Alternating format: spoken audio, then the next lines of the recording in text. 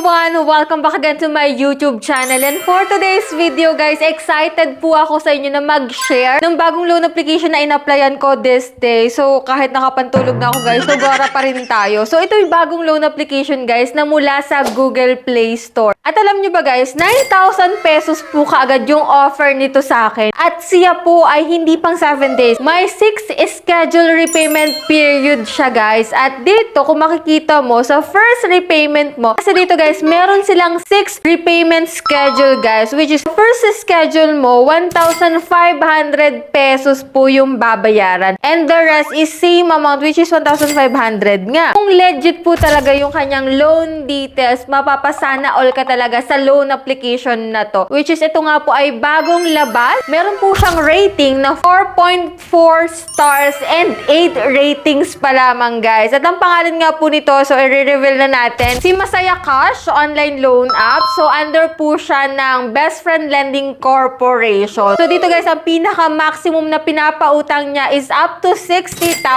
pesos. So let's see guys kung anong meron dito kay Masaya Cash. Kung okay at worth it ba na paglaanan natin ng oras ang pag-apply dito. And let's see kung yung sa 9,000 pesos, kung legit na merong 6 repayment schedule siya talaga guys. Before ko sa inyo guys, i-share lahat-lahat ng screenshot ko dito kay Masaya Cash nung nag-apply ako. Syempre kung hindi ka pa po dyan nakasubscribe sa aking YouTube channel, kindly click the subscribe button, turn on the notification bell and be updated lagi sa aking mga latest upload kasi every video po na ina-upload ko, kumukuha po ako ng 2 lucky winners. And for today's video nga, ito po yung ating mga maswerteng nanalo. So pwede nyo na po yung i-claim sa aking Gmail account, mag-PM na po kayo din. And for those na hindi pa na nanalo at gustong sumali dyan, don't forget to like this video, mag-iwan ng comment dyan sa comment section at please share para makasali kayo sa ating pa-monthly cellphone giveaway. And so much for that guys. Kung kayo naman po ay naghahanap talaga na mauutangan dyan online at nakita mo nga itong si Masaya Cash sa Google Play Store na bagong loan app, so wag mo muna itong a-applyan, wag mo muna itong i-install hanggat hindi mo pa alam kung anong meron dito guys. Kung magkano ba talaga as first timer ang mauutang mo dito. So if you wanna know more about this loan app, so keep on watching.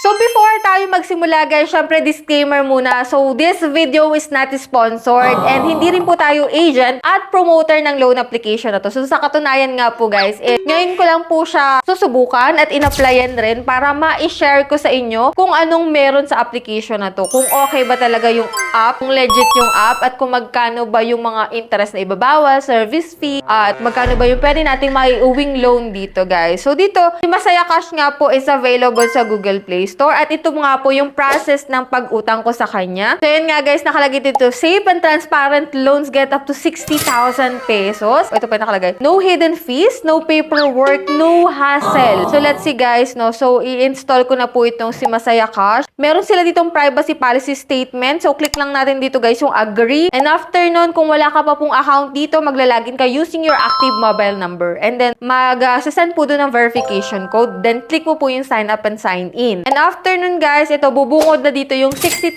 na maximum loan amount nila. So click mo lang dyan guys yung apply now. So may privacy statement ulit. Click mo lang yung accept. And ito po yung mga recommended ID type na tinatanggap dito kay Masaya Cash. Driving license, PRC, SSS, passport, postal ID, UMID. So pwede rin po dito yung PhilHealth ID, Teen ID, Voter ID, pwede rin po dito. And after nun, pipicturean mo lang po yung sarili mo. And mag-fill up ka na dito ng iyong identity information. Next po is work information. No need na po dito ng payslip ha. Hindi mo na rin kailangan magpasa ng other documents para makapag-loan dito. And then dito naman guys, emergency contact, 5 contact number yung hihingi nila. Which is dapat, alam mo kung sino yung ilalagay mo dun na 5 kasi maaari po nila yung tawagan or i-text if ever na hindi ka po available at hindi ka sumasagot sa tawag nila. So click mo lang yung next guys, and after dito, sa withdrawal information, it's either e-wallet or bank. Sa e-wallet may option ka po na GCash, GrabPay, PayMaya, and StarPay Corporation. And after no, ito na nga, bumungad na nga sa akin yung 9,000 pesos na loan amount nila. And ang loan term daw dito ha, 180 days. Pero huwag muna tayo magpapaniwala din sa 180 days na yan guys. Kasi karamihan sa mga loan up na ina-applyan natin, yan yung sinasabi pero hindi naman. So let's see guys, meron sila dito 6 period. So, 6 na bayaran, guys. So, bale, it's either mahahati yung 9,000 pesos sa 6 na bayaran or let's see sa loan details. So, ang first schedule mo po is sa March 4, 2026, 1,500 plus interest na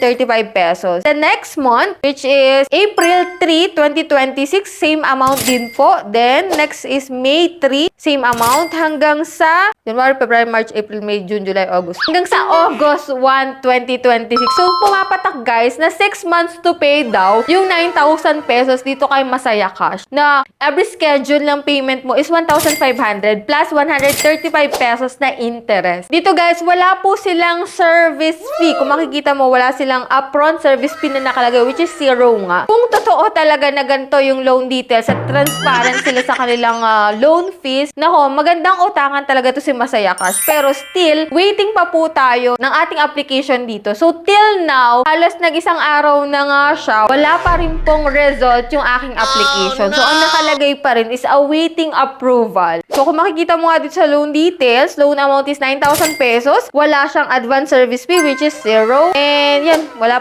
pa tayong update dito guys. So, naka-isang araw na po, naka 1 day na po yung aking application.